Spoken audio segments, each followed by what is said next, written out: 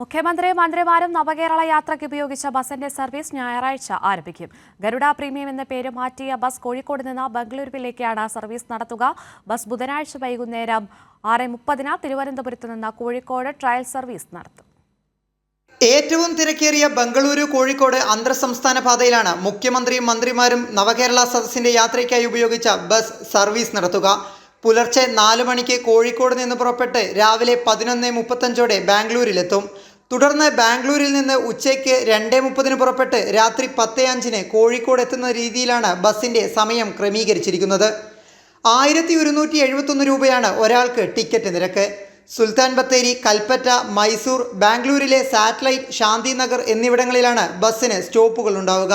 ബസ്സിന്റെ നിറത്തിലോ ബോഡിയിലോ മാറ്റമുണ്ടാവില്ല. 26 പുഷ്ബാക്ക് സീറ്റുകളാണ് ബസ്സിൽ ഉണ്ടാവുക.